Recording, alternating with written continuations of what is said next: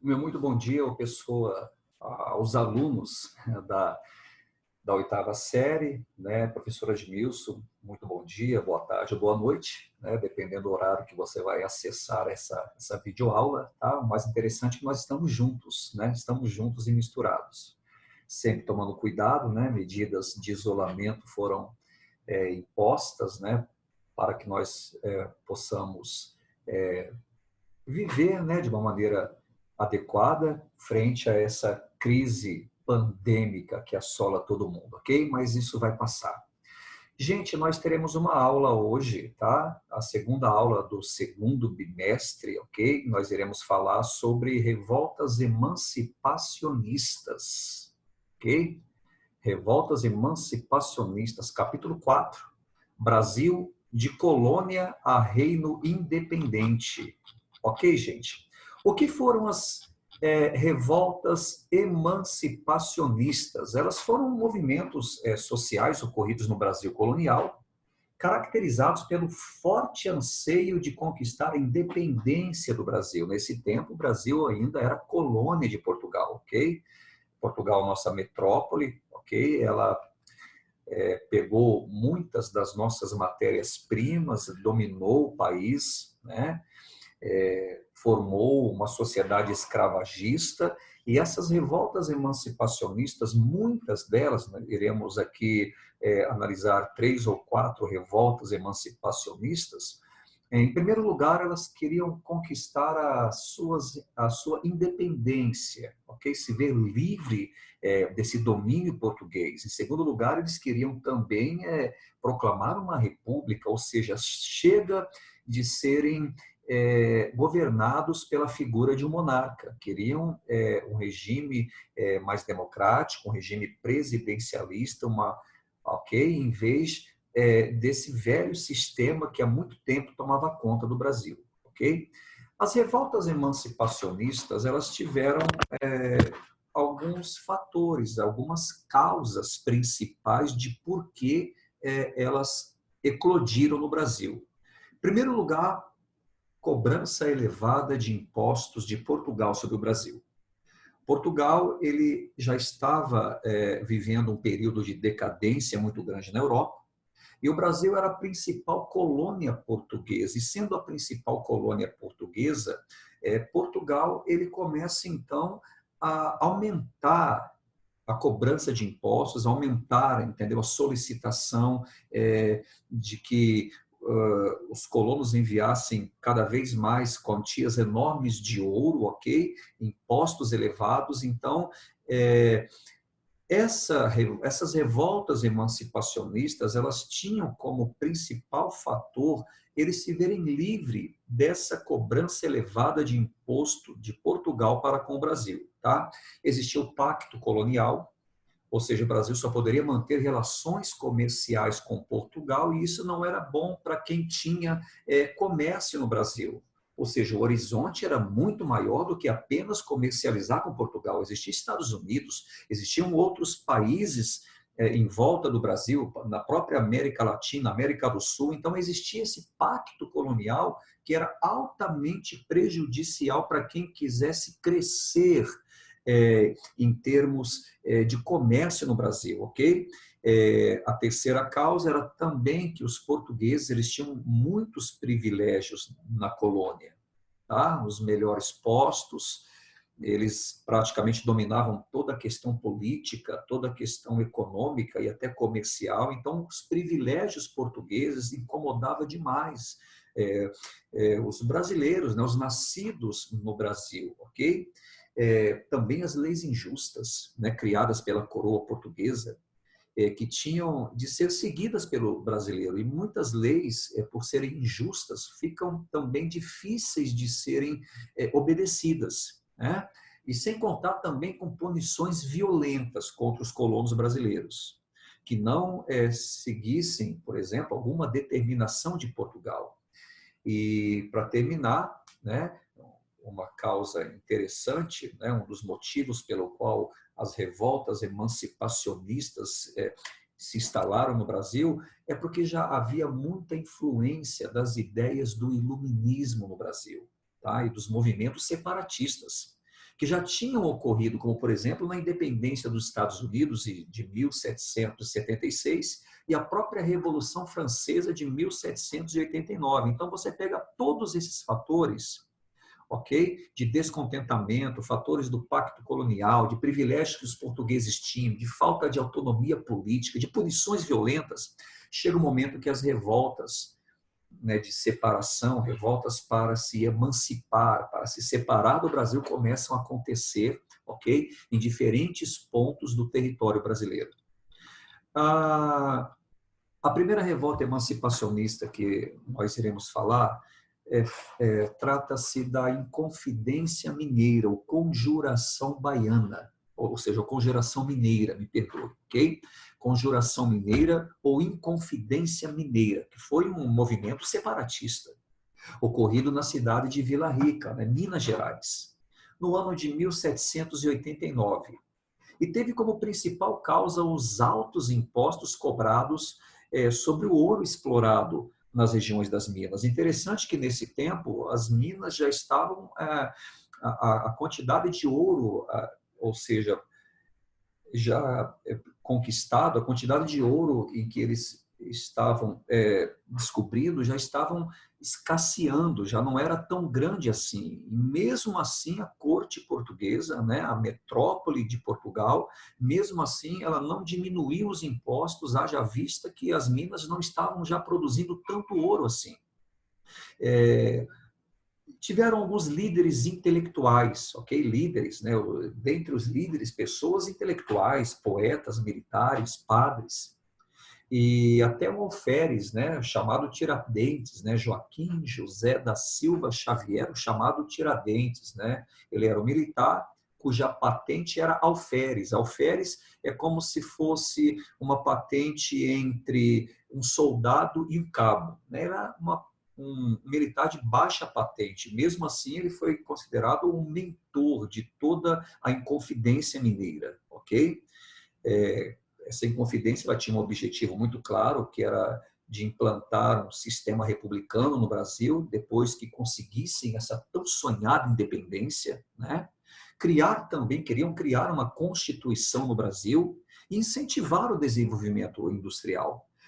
Uma visão realmente iluminista, né? Uma visão realmente de progresso, ok? Porém, o movimento ele é denunciado ao governo, e o governo ele reprime violentamente, né, o movimento, seus líderes foram condenados, né, alguns à prisão, outros ao exílio, e alguns condenados à morte, como, por exemplo, Tiradentes. Ele foi enforcado e depois ele foi esquartejado, e assim termina a Conjuração Mineira. Outra revolta emancipacionista que chamou muita atenção nesse período, né, monárquico no Brasil foi a Conjuração Baiana, né, uma rebelião popular, diferente da rebelião da Inconfidência Mineira, que praticamente os rebelados eram pessoas da elite, né, não tinha praticamente pessoas da classe popular. Já na Inconfidência, ou seja, na Conjuração Baiana, essa rebelião ela tem um caráter popular, tá? Que tem uma visão também separatista, né, de eles quererem proclamar uma independência do Brasil, tá? Interessante que eles até conseguem, né, proclamar essa independência em 1789, 1798, aliás. Teve a participação de pessoas do povo, né, de ex-escravos, de médicos, de sapateiros, de alfaiates, ok? De padres, entre outros segmentos da sociedade. Ela teve como principal causa a exploração de Portugal. A exploração era muito grande em termos de cobranças de impostos, ok?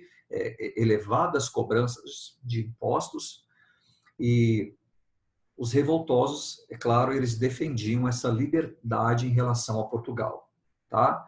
Queriam, claro, também, muito parecido com o que aconteceu na Revolução, na Inconfidência Mineira, queriam implantar um sistema republicano, tá? E uma liberdade comercial maior. Após vários motins e saques, né, a rebelião ela foi reprimida pelas forças do governo, tá? Sendo que vários revoltosos foram presos, julgados, e muitos também foram condenados. Revolução Pernambucana, seguindo a sequência do que está no livro de vocês, ok? Foi um movimento também separatista. Lembra que nós estamos falando de movimentos emancipacionistas. A palavra emancipar significa separar, ok? A palavra emancipar significa que agora você vai ter uma liberdade, ok? Essa Revolução Pernambucana, ela ocorre em Pernambuco em 1817. As principais causas eram, como, né, as anteriores, a exploração metropolitana, né, a exploração portuguesa no Brasil, cobranças de altos impostos, ok? E essa revolução ela teve participação da classe média, de populares, padres também, militares entraram, né, no meio de toda essa agitação, membros, até mesmo membros das elites pernambucanas, ok?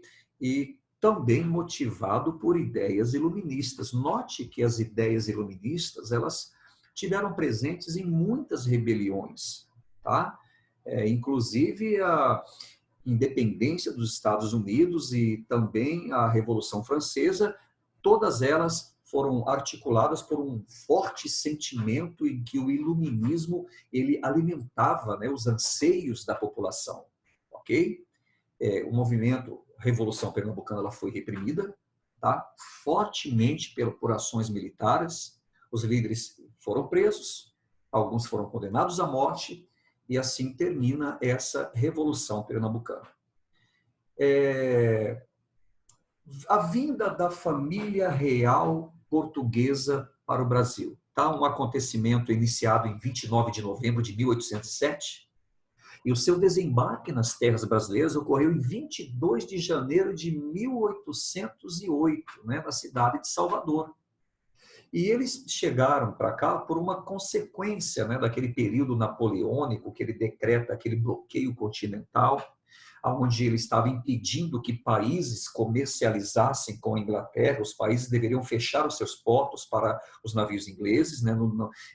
É uma maneira que Napoleão Bonaparte, né, o francês, ele começou a imaginar que se ele conseguisse fazer isso, ele iria arruinar a Inglaterra, uma vez que pelas armas, pelos equipamentos de guerra, a França ela já tinha tentado, na verdade, um ataque, né? Ou seja, um ataque, mas ela não foi feliz. Então, o Napoleão Bonaparte pensa em fazer o bloqueio continental e ele faz. E ele dá uma ordem dizendo que se algum país desobedecesse essa ordem de não comercializar com a Inglaterra, esse país seria invadido. E Portugal, nesse momento, ele tinha uma amizade muito grande, muito bonita, havia muito dinheiro envolvido, havia muitas questões envolvidas no relacionamento comercial e político entre Portugal e Inglaterra. Então, não dava para o rei de Portugal, o Dom João VI, simplesmente aceitar essa posição, né, dos franceses. Interessante que a França ela invade Portugal, ok? E antes de as tropas napoleônicas invadirem Portugal, a corte portuguesa dá um jeito de sair antes dessa invasão. A vinda da família real para o Brasil é uma consequência direta do período napoleônico, ok? Então, o governo português ele buscava desde o tempo da Revolução Francesa, manter uma posição neutra entre essa picuinha, entre essa guerra entre Inglaterra e França, né? E o governo português ele tentou, de todas as maneiras, ficar em cima do muro, ok? Mas ele era pressionado tanto por um lado quanto por o outro lado, ok? Eles tiveram que vir para o Brasil, tá? Houve um ultimato, né? Napoleão Bonaparte deu um ultimato, uma última ordem, né? Para que eles acatassem uma série de imposições contra a Inglaterra, até setembro de 1807. Okay? Porém, não houve acordo. Tá? Não houve acordo.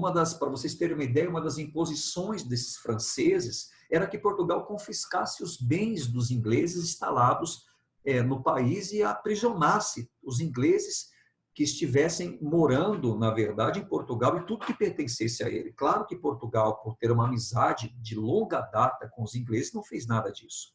Portugal recusa-se a aceitar esses termos. Então, Napoleão, ele decide colocar em prática a sua promessa, ok, de invadir, e ele realmente invade, ok?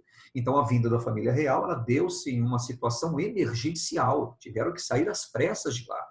Afinal de contas, as tropas napoleônicas estavam chegando. Os preparativos foram feitos às pressas. E os relatos contam do pânico que dominou as pessoas durante os dias de embarque, do dia 25 ao dia 27 de novembro de 1807. Os historiadores contam que entre 10 e 15 mil pessoas conseguiram embarcar, tá, nesses 3 dias aí de muita euforia, de muita agitação. Ok?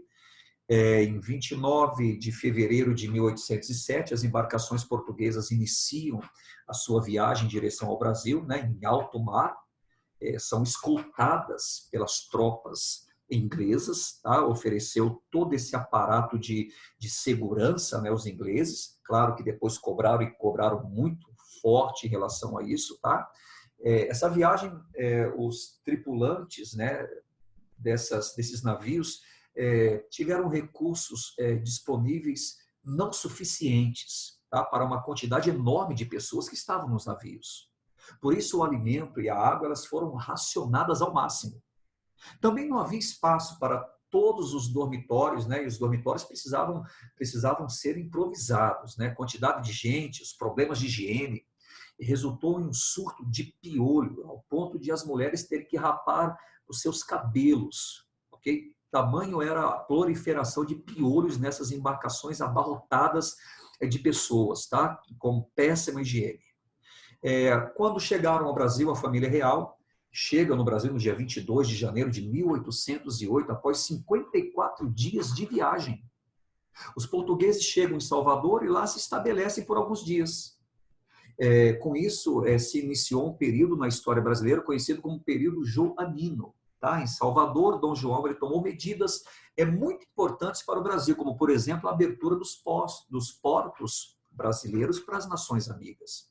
Note que antes da abertura dos portos havia um chamado Pacto Colonial, aonde os produtos produzidos no Brasil só deveriam ser comercializados apenas com Portugal. E todo produto que qualquer brasileiro, tá, o colono português precisasse, só poderia vir de Portugal. Isso era o Pacto Colonial. Quando a família real vem para o Brasil, a primeira medida que o rei toma era abrir os portos brasileiros para as nações amigas. E isso foi muito bom para quem estava produzindo no Brasil, ou seja, muitos produtos estrangeiros chegaram, uma dinâmica maior no comércio aconteceu, ok? E houve uma certa prosperidade. Então, a presença da família real aqui trouxe transformações significativas que adiantaram, né, o percurso do Brasil para a direção de uma independência, mas isso é assunto para a nossa próxima aula. Eu quero agradecer a atenção, a participação de vocês e nós nos veremos em breve. Muito obrigado, gente.